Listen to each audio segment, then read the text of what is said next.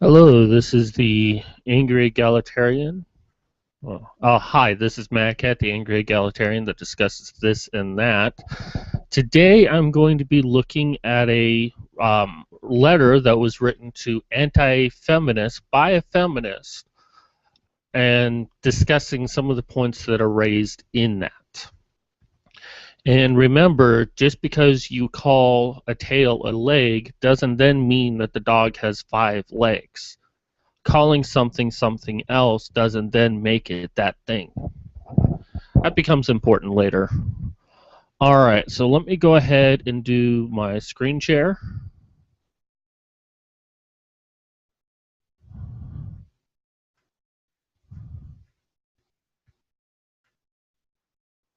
Whoopsie. Selected the wrong thing. I can't wait to see that. Alright.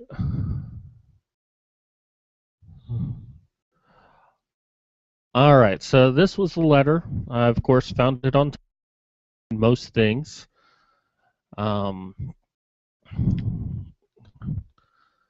Alright, so this was the letter. I'm going to try to read through this without responding to it and then respond to it. Now, this was a letter by Libby Ann. Not sure if that's Ann or Annie, but I've seen it both ways, but I'll just assume Ann. So, Libby Ann. I don't know if that's like a kick. Well, it's probably a Tumblr or something, but okay, so let me go ahead and read this, and I'll use one of my special voices for this so you can differentiate between my comments and hers, even though you can see the letter. My response to "I'm not a feminist internet phenomenon, ... You only need 3 dots, you really don't need 4. 4 is a bit excessive. First of all, it's clear you don't know what feminism is. But I'm not going to explain it to you. You can Google it. To quote an old fan, I'm not the feminist babysitter. I've tried looking up that quote, and I don't see anyone who said it other than this person. So it must have been a personal friend who said it and not someone who was been on the internet. But they're not going to explain what feminism is. You can go ahead and Google it. Probably because there is not enough room on this one piece of paper to explain it.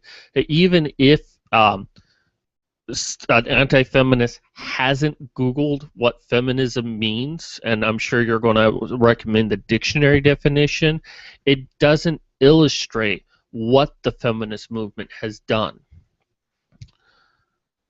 But here is what I think you should know. Not here's what you should know about feminism. This is what I think you should know. You're insulting every woman who was forcibly restrained in a jail cell with a feeding tube down her throat for your right to vote less than 100 years ago. You're degrading every woman who has access to a rape crisis center, which wouldn't exist without the feminist movement. You're undermining every woman who fought to make marital rape a crime. It was legal until 1993. The shock. You're spitting on the legacy of every woman who fought for women to be allowed to own property, for the abolition of slavery, and the rise of labor union. About unions, it's plural. For the right to divorce, for women to be allowed to have access to birth control, Comstock laws, for middle and upper class women to be allowed to work outside the home. Poor women were always allowed to work outside the home. Lucky women, they get to work outside the home. We should only be so privileged to be like the underclass. to make domestic violence a crime in the U.S., it is very much legal in many parts of the world to make workplace sexual harassment a crime. In short, you know not what you speak of. You reap the rewards of these women's sacrifices every day of your life. And when you grin your cutesy sign about how you're not a feminist, you ignorantly spit on the sacred struggle of the past 200 years. You bite the hand that has fed you freedom, safety, and a voice. Have they really? I don't think they have. Um, I think that you're. Well, first, I want to commend you for not going after the most obvious things that feminism generally does. You do talk about the right to vote, but you don't talk about the wage gap. You don't talk about domestic violence so much. So you do mention it, but it wasn't like your main driving point. You tried to go after things that are less talked about. However, your understanding of them indicates that you only read from the big book of feminism. What's the big book of feminism, you might ask? Well, it's the resource that all feminists go to get their information. And whatever is in there is true. So if someone says, okay, that fact is actually incorrect, their response, well, it says it in the big book of feminism. Yeah, but you're missing this whole other point. But it says it in the big book of feminism. Okay, that might be true, but there's more to this. But it says it in the big book of feminism. So long as it says it in there, anything contrary is false immediately. You know what that reminds me of? The Bible. Anything said in the Bible is absolutely true, and anything that might contradict it, like evidence, oh, that is wrong. No. We should ignore that and only focus on the Bible. And that's what feminism has become. If it's not part of the feminist narrative, then anything that's contrary to it is wrong. There's no discussion. It's wrong. All right, so let's take a look at some of these. Let's go ahead, pulling up some of my notes here. All right, so let's take a look at the first thing that was indicated, which was the force feeding. Forcibly restrained in a jail cell with a feeding tube down her throat for the right to vote. Now, here's the kicker with this one, is that there's truth to this. Now, they weren't restrained in a jail cell. Well, let's take that out of they were moved from their jail cell to another room to where then they were forcibly fed, because it required anywhere from 5 to 10 men to restrain a prisoner down while this occurred, and you can't fit that many people in a jail cell. I know, oh, well, it was still in a prison. So here's the kicker, is that there is truth to this, that the suffragettes at the turn of the 20th century, they were getting arrested and they were going on hunger strikes. Okay. Now, many will say, well, they were being arrested because they were just trying to get the right to vote. Well, that's not entirely true. The reasons why women went to jail during this time, during this movement to try to get the right to vote, as they say, is because they were smashing windows, setting pillar boxes on fire, not 100% sure what a pillar box is, but it must be important, and burning down homes and public buildings, setting fire to a home. And that was the reasons why they would go to jail. Now, there was some suggestion that women were going to jail on purpose. Now, one of their biggest complaints when they were in jail was the fact that they were not treated as political prisoners, they were treated as just criminals. The reason why that's important, one is the notoriety. Hey, I'm a political prisoner. But two, back then, and I don't know if this is true now, but back then, political prisoners got better treatment in prison. They got a better cell, they got better standard of living versus the average criminal. So there is suggestion that they went on hunger strikes so they could get better treatment. But they also wanted notoriety, wanted to bring attention to their issue. And they also wanted to embarrass the government. So they went on hunger strikes. They basically didn't eat. Now, in a situation like this, now it was actually common practice in asylums that if someone couldn't eat, you had to force feed them. That was a standard practice. And if a prisoner refuses to eat, you have to force feed them. Because to let them starve is a human rights violation. That even if they don't want to eat, they don't get the right to make that choice. They have to eat. Now, you can read all sorts of things about how much of a torturous environment it was to be force-fed. Well, yeah, you're refusing to eat. And they have to do something. They can't just let you not eat. And you can't exactly make demands in prisons like, well, I demand a better cell. Well, no, you can't do that. That's not how prisons work. You can't coerce your way into what you want when you're in prison. When you break a law and you're thrown into jail, you've given up your freedoms and you're required to live by a certain code of conduct. And when you break that code of conduct, there are consequences to your actions. Something that women back then and today don't seem to understand.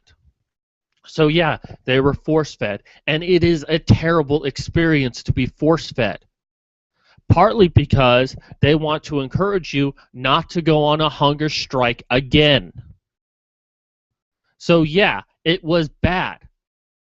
But that was in response to women acting like little children. Oh, you're arresting me. You're persecuting me because I have a vagina. I'm not going to eat. And you're just going to let me starve. And it's going to shame you into either giving me better accommodations or letting me go. What, you're force feeding me? No, no, no, no, no. I just want a better scent.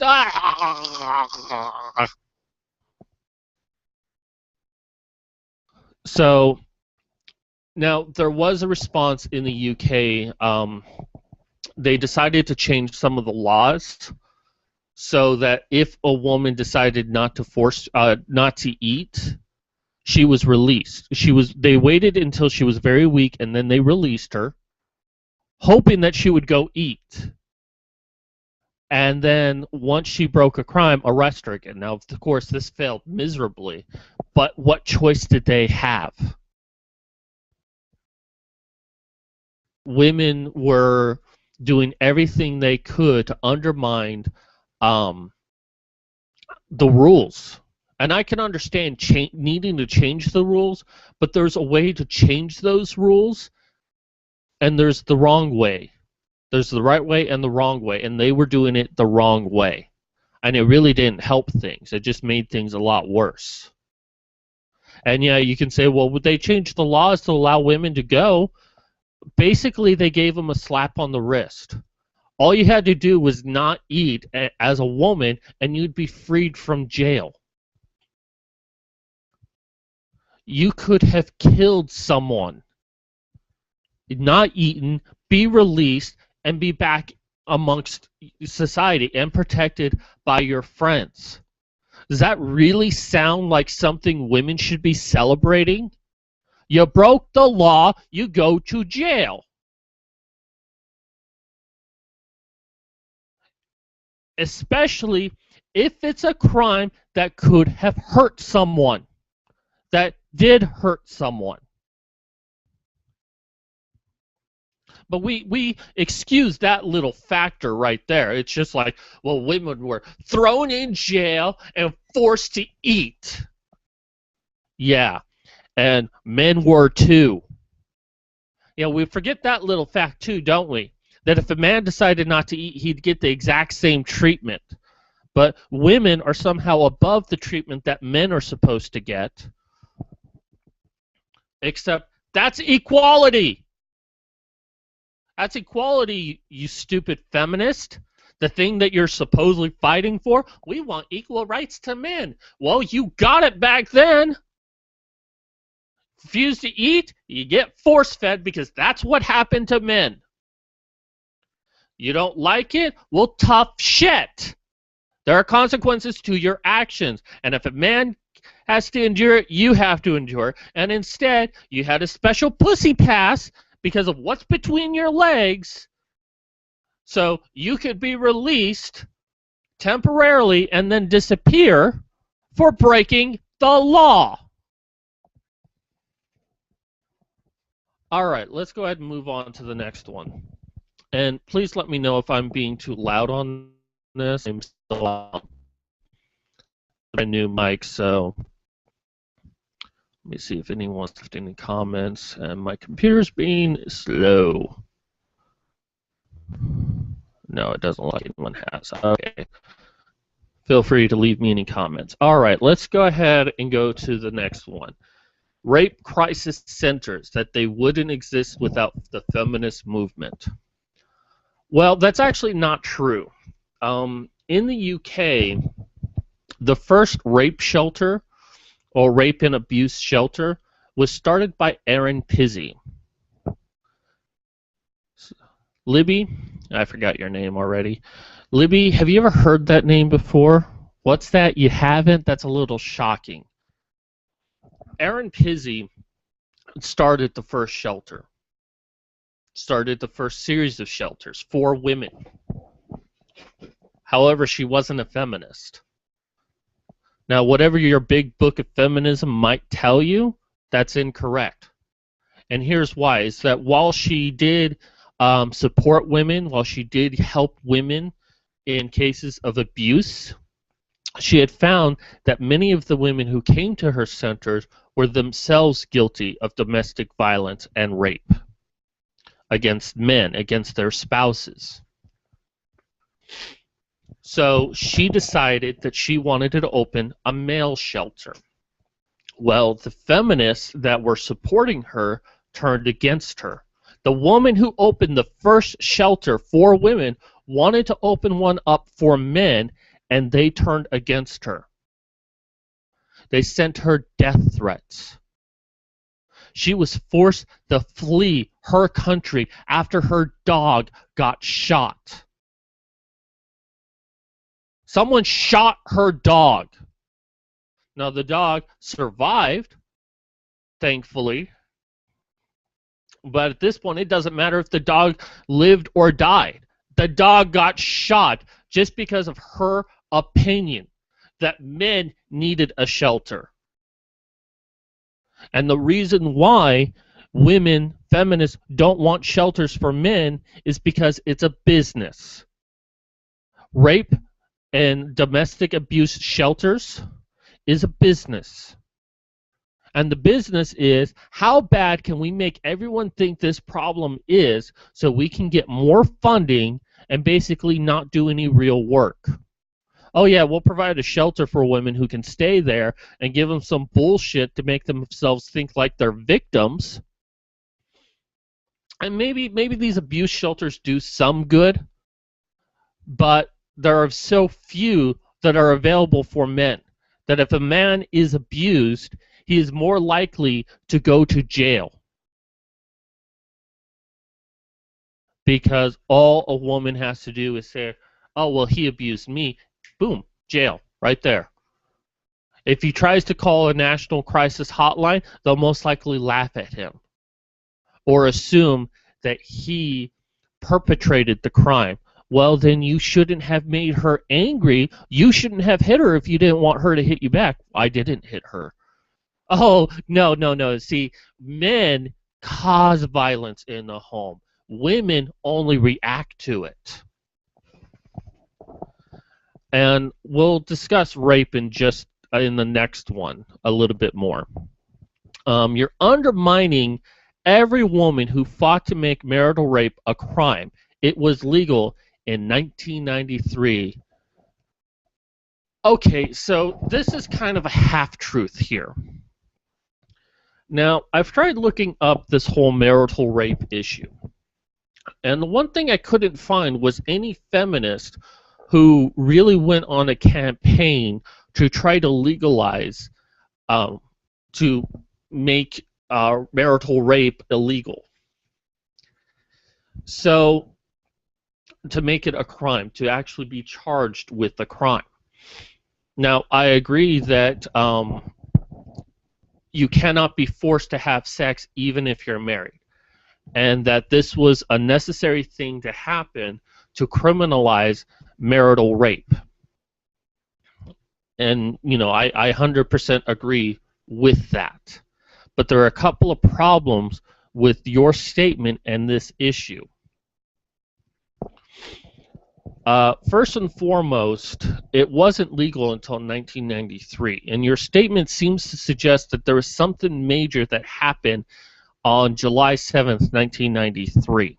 Actually, you're just saying 1993. I actually know what the date is. You want to know what happened on July 7th, 1993? Two states, Oklahoma and North Carolina, made marital rape a criminal act. Two states. That's it. That's what she's referring to. She doesn't realize she's referring to it, but that's what she's referring to. Now, how is two states a big issue? Well, it technically isn't. The only reason why it is because those were states 49 and states 50 that finally did it in 1993. By 1991, 48 states had laws that criminalized marital rape. In fact, starting with the late 70s, did states start passing laws for this. There was no big federal case that said marital rape was illegal. And this also comes that Ms. Libby here doesn't seem to understand how laws work in the United States, that individual states make their own laws, so long as that they're constitutional. And the federal government tries not to make too many laws that affect how states conduct their laws. This is a whole argument of big government. You know, let the states decide how to do things, and this was decided. It wasn't necessarily decided, but, you know, this was a state's issue, as many things are, such as gay marriage. That's a state's issue. It's not a federal government. I don't necessarily agree with that, but that's just the way things are. That's how our system of government was set up. So, since the late 70s, up till about 1991, a variety of states started changing their laws. Now, yes, it was bad that this happened, that women could be raped within marriage, and it was expected, well, you know, you married the guy, so you have to have sex with him. And this is deeply rooted in English common law of the 17th century and also the Bible. So, yeah, this was bad. But there's a second problem with this. And this comes from, let me pull up my resources. No, that's not. Here we go. This comes with, what do we define as rape? Now, individual states do have their own definitions of what rape is, but let's look at the FBI definition, which all of those were based off of. Now, in 2012, the FBI changed their old definition of what rape was, and I believe the original definition came in 1910. I know I'm wrong on that, but I know it's around that time when this definition was created. So, the old definition of what rape was: the carnal knowledge of a female forcibly and against her will, basically forced to have sex. Now, like I said, this became the new definition of rape became effective January 1st, 2013. That new definition is penetration, no matter how slight, of the vagina or anus with any body part or object, or oral penetration by a sexual organ of another person without the consent of the victim. The main kicker there is penetration. That if penetration is done to a person, then it's rape. But by 1993, this definition was referring to the old one of rape, and basically treated rape, marital rape, the same as rape, in that women could only be raped, men can't. And we know that men have been raped in not in prisons. I mean, of course they are, but in marriages. And women are just as likely to be rapists as men are. However, there were no protections for men when it came to being raped. And studies have shown that women are as capable of being rapists than men, but more often than not, women are not prosecuted for it. Men are. Even on the suggestion of rape, men are. So you can talk about marital rape, and I'll give it to you. I'll give it to you that women fought for this, and there was a change that occurred, but it didn't happen in 1993. It happened over a span of about 15 years. And maybe feminists went to every single state and lobbied them to get them to change. Many states tried to get them to change for a long time, but there was just always something that prevented it, and finally it happened that all 50 occurred within a 15-year span. But that only protected women. Now, I'm sure I'm going to hear some feminists say, well, you're just making this all about men. Well, I am a man. So let's get that out of the way. Let's get that out there first. I am a man, so I am concerned about men's issues. But this is why we have anti-feminists, because they're sick of all of the bullshit that feminists talk about how, oh, women were so oppressed and the patriarchy was coming down on women. Well, men suffer too. Well, that's the patriarchy. Well, what's the patriarchy? Well, the patriarchy is a system designed by men for men to benefit men. Well, then how can it hurt men at the same time? Because that helps men. Because it oppresses women. So the patriarchy that was designed for men hurts men as a means of oppressing women? Yes. That makes no sense. All right, so I can't respond to all of these here. I wish I could. I'm going to kind of go through these quick unless there's something more to talk about. Although the first one I will talk about in greater detail. You're spitting on the legacy of every woman who fought for women to be allowed to own property, 1848. Okay, so there is truth to that. And we're going to jump to Karen Strahm. Now, such a lovely person. So, this was a video of the conference that she was at. I'll just let you look at the picture while I actually read. That way, you're not bored to tears with it. Now, in her talk, which this is a transcript of what she talked about, she talked a lot of different things, but it actually addresses women owning property. And I'm just going to read this little excerpt.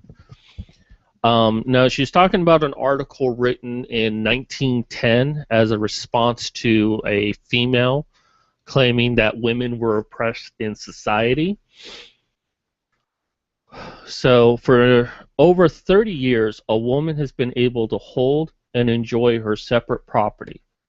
So, I mean, that kind of confirms what this letter is saying, that, you know, in 1948, women got to own property, but not the way you think she did. Well, let me read this. Well, let me basically say, because I like this thought, is that she got the right to hold property, but she wasn't responsible for that property. She didn't get that equal right. Men, and let me read this. Okay, so a woman has been able to hold and enjoy separate property, however acquired, even when it had been given by her husband, free from any interference and controlled by him, and from all liability for his debts. A husband, however, is liable for necessaries purchased by his wife, also for money given his wife by a third person to purchase necessaries, and he is bound to support her and her children without regard to her individual or a separate estate, even when a separation occurs. And Karen went on saying, this was really crucial because divorce was extremely hard to come by, so when when couples split up, they were separated, but they could not divorce unless one was at fault. So going on quoting this article, even when a separation occurs, a husband is complied through the payment of alimony to continue to support his wife. Nothing short of infidelity on her part and consequent divorce relieving him of that liability. No obligation, however, to furnish necessities to a husband rests upon the wife under any circumstances whatsoever. So what this is basically saying is that, yeah, a woman could own property, but a man was still financially responsible for anything that his wife did. If she owed taxes on her property, a man was required to pay it. And if a man couldn't pay it, he went to jail for property she owned. However, he couldn't make any demands for her property. He couldn't control any aspect of her property. However, he was still financially and legally responsible for anything his wife did and her property that she owned. A woman did not have any responsibility to her own property. So you might say, oh yeah, we got the right to have property. Not entirely. You got a privilege to own land without the responsibility of owning land. So that's where we kind of split the hairs on this, is that it was a lot more complicated of an issue. And, you know, it was generally accepted before that men were, that any land given to the family, that the head of the household, the man, had to administer it, had to control it, because he was financially responsible. But even after women got the ability to own land, to own property, men were still responsible for it. So, I mean, this is a really great video. I recommend checking it out. I believe the International Conference of Men Issues of 2014. So this wasn't KSUM. This was the the International Conference on Men's Issue in Detroit. So it's a good read. If you don't want to read it, just watch the video, because this is a transcript. So yeah, you got the right to own property. Well, you got the privilege, but you didn't have the responsibility. For the abolition of slavery and the rise of labor unions. I tried looking this up, and all I found was bullshit, in all honesty. Feminism had nothing to do with the abolition of slavery. Is that abolition or abolition? I don't know. I can't read today. So what I found was that some women that started what was now known as the first wave feminist movement were a part of the civil rights movement back then to try to end slavery. But just because they were there doesn't mean that feminism was the main driving force behind the ending of slavery.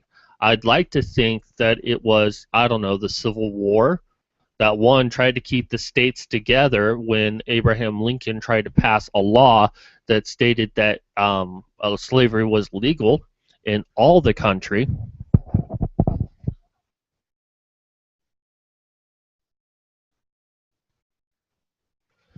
All right, so yeah, sorry, I was getting some messages there. Not on this computer. Luckily, I turned all that stuff off before this started. So, all right. So and as far as labor unions, yeah, there were some women labor unions at the turn of the 20th century because after the Civil War, women started working. And it's generally believed that after World War II did women really start working, and that was the major push that led to the modern representation of women in the workforce. But women were capable of holding jobs at the beginning of the 20th century, as this person actually states here. The right to divorce. Well, actually, the divorce, this country, for the most part, has always had divorce. It's just that there always had to be a fault. It wasn't until, I believe, the 70s that no fault was introduced, that you could get a divorce with someone if there wasn't an actual fault, which I believe was infidelity. So I believe that's what they're referring to, is the right to no fault divorce. For women to be allowed access to birth control, Comstock laws. Comstock laws were basically laws by Comstock himself, who was then put in charge of the U.S. Postal Service and ran that for 42 years, to basically prevent obscene materials being going through the mail system. This did include contraceptives. It included sex toys. It included pornography or information on abortion, reading literature. Whatever he deemed to be offensive, and went after everyone who did this. And that's all the Comstock laws were, was just the prevention of being able to mail it. Birth control has been around for a very long time. A lot of people don't know that, but it's been around since 1500 BCE. Now, the methods they use, not the best, but it basically prevented birth. And throughout history, we've had methods of trying to prevent semen from entering into a woman's body to get her pregnant. So the Comstock laws didn't necessarily do anything to prevent birth control, other than you couldn't send it in the mail. Now, you could make an argument for that, but there was really nothing that stopped a woman from, if she needed birth control from some place, she could travel there, get it, and come back with it. Now, maybe the individual state in question had laws on it. That would be a discussion for another time, but for the most part, throughout history, people have found inventive means of birth control, including, and even the Bible had methods of birth control in it. Shooting your seed on the ground, also known as pulling out. Okay, so for middle and upper class women to be allowed to work outside the home, poor women have always worked outside the home. Okay, so this is kind of going into what I was talking about before. What she's referring to is World War II, and I've seen a lot of feminists try to argue that feminism gave women the right to work, basically, the ability to work in the workplace. And that's actually not true. Feminism had nothing to do with it. World War II had everything to do with it. I mean, we had the draft in the first place, so men were uprooted from their lives and forced to fight into a war. And there was a shortage of work. So, and women had families to raise, whether it was their own or part of, their parents. They had to go out there and work to get money and to fulfill the shortage of workforce. This wasn't a political end. This was, we need money, we need to go to work. And employers were like, you know what? We don't have any men to do it. Let's let the women do it. That's it. And yes, because of this, it did lead to women being in the workplace. However, it wasn't like, oh, well, we're going to picket these businesses to let us work. No, it wasn't like that. So, I mean, this wasn't feminists who did anything. It was women who went out there to work because it needed to be done, and you're acting like rich women and middle-class women couldn't work. They could. It's just that in World War II, there was an even more need for them to work. This had nothing to do with feminism. And this goes back to what I'm saying of calling a tail a leg. Just because women did it doesn't mean that it was in the name of feminism. All right, to make domestic violence a crime in the U.S., it's very much legal in many parts of the world. Well, many parts of the world, yeah, there are, well, I wouldn't say many parts of the world. And while I don't have the exact figures right now, I kind of think that that's incorrect. I do know that some places in the world, especially in Muslim countries that are devout Muslims, that domestic violence is allowed. However, I'm not saying that all Muslims are guilty of domestic violence. There are some very peaceful ones out there. However, there are cultures where it is legal. However, what you're referring to is that Violence Against Women Act. Now, the thing about Violence Against Women's Act is that when it was passed, there was a lot of studies done about how often women suffer rape, how much do they suffer domestic violence, and there was a narrative trying to be passed here to try to get the laws to be changed. And in fact, some women who worked on these studies have come out and said that they were strongly encouraged to create a certain narrative. The thing is that domestic violence was already a crime at that time. All the Violence Against Women Act did was make it a gendered issue, to put gender into the fold. So that's what you're referring to there. And of course, it made laws that basically said that if a woman says she's being there's domestic violence against a woman, if she makes a complaint, if she calls the police, men are automatically arrested. Now, there is high probability that anytime a woman does it, she's actually abusing him.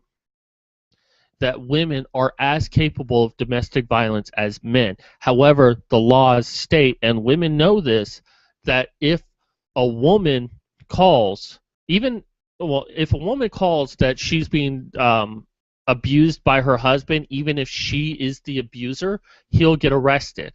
It has even shown that if a man calls in and says that he's being if he's being abused by his wife, he'll most likely get arrested. Even if all the evidence show for that, all she has to do is, he hit me first, so I defended myself. They'll immediately arrest him. All right, so let's go. Make workplace sexual harassment a crime. Yeah, I'll agree with you there that maybe feminism had a part in that. Certainly women were, going to court and suing their employment, the employment for sexually harassing them. But there is nothing in place for men. Now, technically, the law is rather genderless, but if a man complains, there's really nothing done. Two examples I can think of is, first is The Amazing Atheist. I'm not a big fan of The Amazing Atheist, but he does have a very good story about how he was sexually harassed at work, that a woman would often flirt with him, and he would basically say, I'm not interested, I just want to do my work.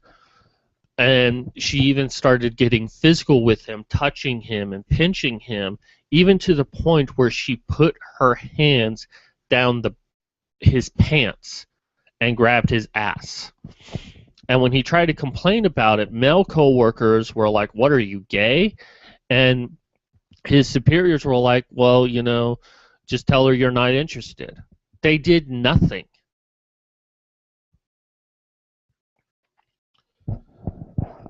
So the second example was actually Archie's Comics.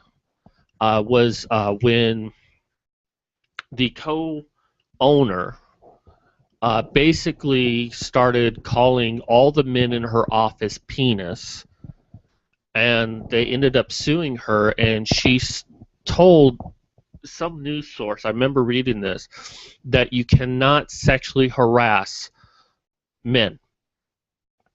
You cannot sexually harass men, so she did nothing wrong. And that was her belief. And many feminists are like, well, yeah, you can't sexually harass men because men have power. White men have power. You can't sexually harass them. And that's actually incorrect. Sexual harassment is sexual harassment. It's not a gendered issue, and yet you feminists treat it as such. So, but let me go into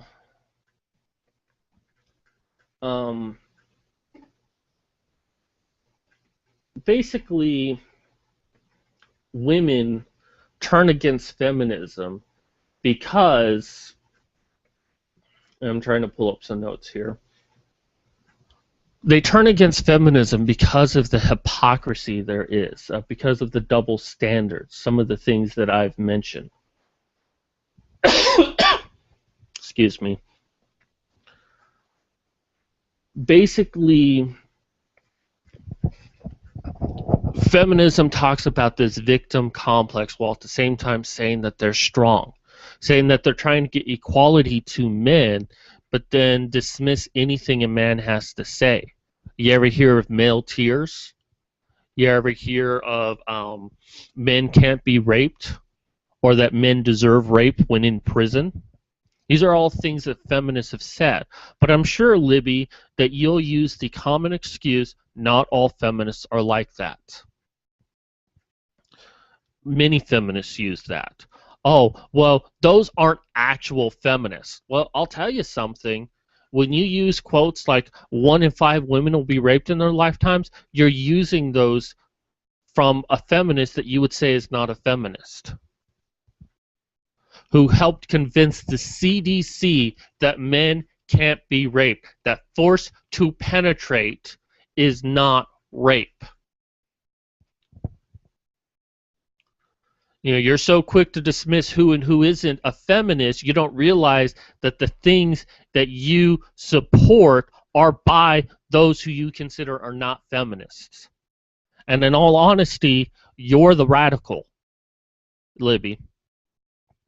You might think, well, I'm a fun-loving feminist who loves men. Well, you're the radical then.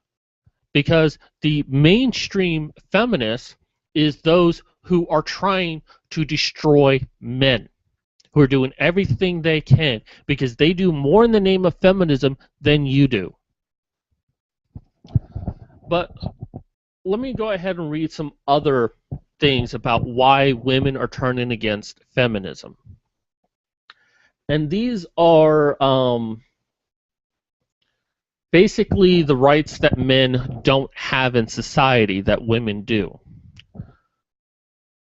Women are treated better in all aspects of the legal system, including receiving lighter sentencing and custody cases.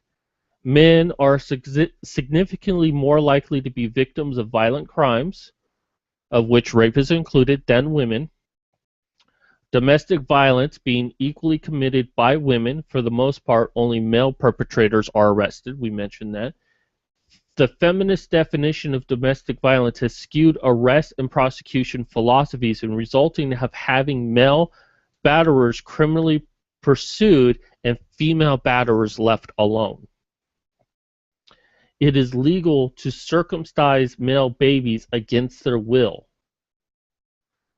In some places, laws have passed which forbid any attempt to make male circumcision illegal. Meanwhile, female circumcision is completely illegal. Men comprise 95% of the work deaths. Men commit suicide at over triple the rate of what women do. Vast majority of prisoners are men. Men are doing worse in all aspects of the education system. Men who are falsely accused of rape can have their names published and their lives ruined even if they're not convicted or charged. Their accuser is protected and is likely to face no punishment or a light one if found to be false. Reproductive rights. Men have none. Parental rights. A woman can name any man she likes as a father, and he gets a letter in the mail, and if he does not prove he isn't the father within 30 days, he must be financially responsible for the child even if he's not the father. A boy who is a victim of statutory rape must pay child support to his rapist. A man who is raped while unconscious must likewise pay child support. A man who fathers a child and wishes to take custody may have his child adopted out against his will and essentially kidnapped. Majority of homeless are men. Despite man's need being arguably greater than women, government spending to help women is 10 to 100 times greater than that to helping men. 2009-2010, it was 1.5 million towards men and 57 million towards women. 2010-2011, it was 3.7 million towards men, 48 million towards women. Female-owned businesses get free government money for literally no reason other than being a woman. Men don't. On some airlines, men were banned from sitting next to kids on airplanes simply because they were men. Under a recent federal directive, men are convicted of rape in university campuses if the investigating board finds the chances they committed the rape are at 50.00000000001%. So if there's even like the maybe chance, they're basically expelled from school. Even if the police state that he didn't do it, that there's no evidence to support the crime. A board at a college board can decide to expel them anyways. The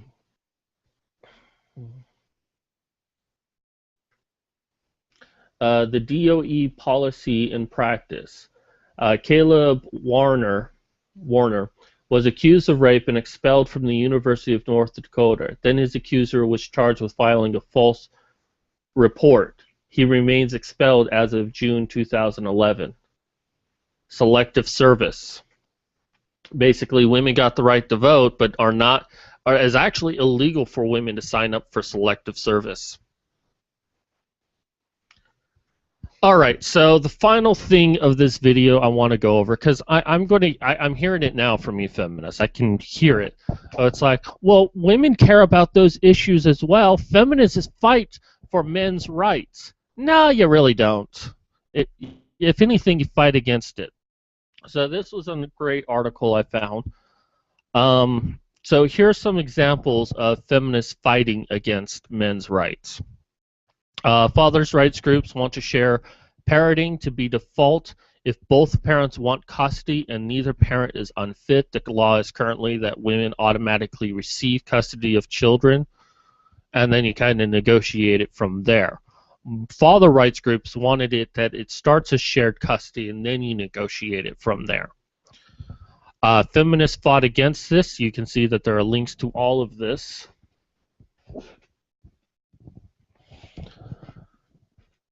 You can read the now statement here. Also note their usage of anti-male lies. Fathers are abusive. Don't give them custody.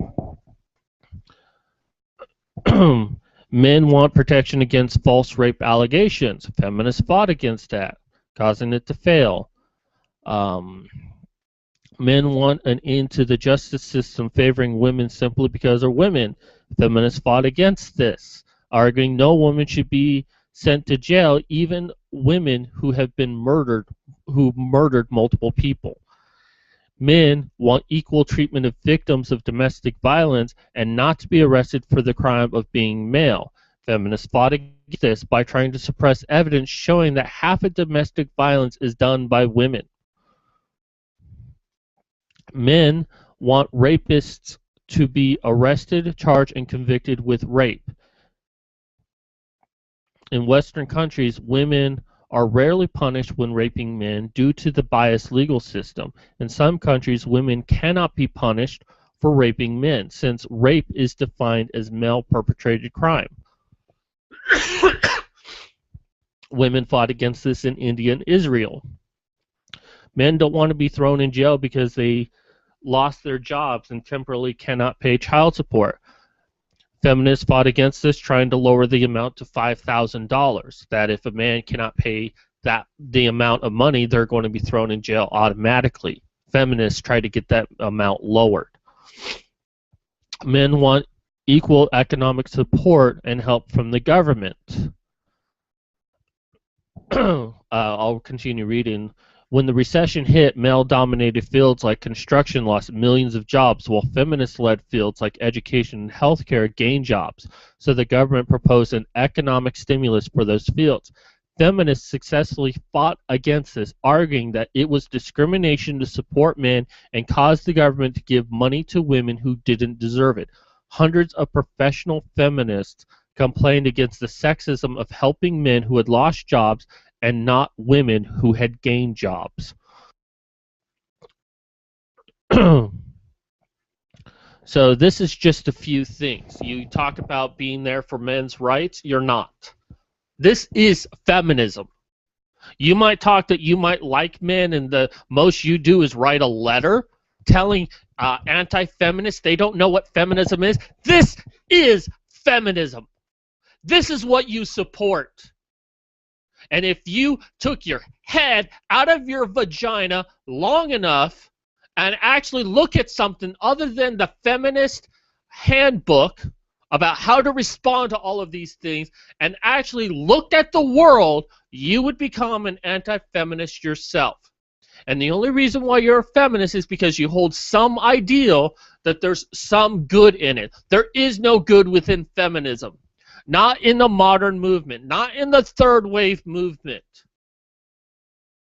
Now, there are some good feminists out there, but they're the kind of feminists that you would say were anti-feminist. I, of course, often am referring to Christina Hoff Sommers, but she's not the only one. But on Wikipedia, she's listed as an anti-feminist. Mr. John McIntosh says she's an anti-feminist. That's why the men's rights movement like her as a feminist, because she's actually an anti-feminist. What you support is the hatred of men. What you support is the hatred of women.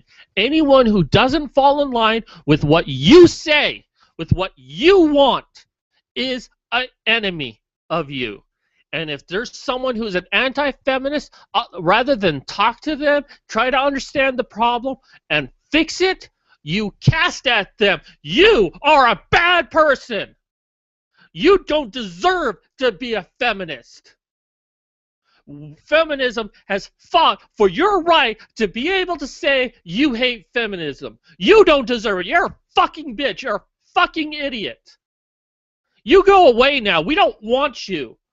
But we'll continue yelling at you. That's not how you resolve problems. You don't start insulting people to try to get them to come back to you. You talk about force-feeding women in the early 20th century. Well, you're trying to force-feed women feminism. And you're trying to become a victim in it. We want to force-feed you our ideology and then guilt you for not following it and making ourselves victims of the fact that you have a brain.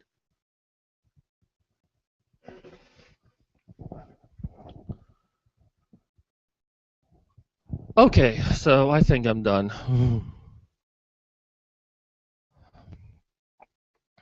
So we'll go ahead and turn off screen share. Oh, just hit stop. All right, so I thank you for listening to this. This is a letter that has been passed around more than Tumblr, so I think it deserved a good response to it. Anyways, Cat signing off.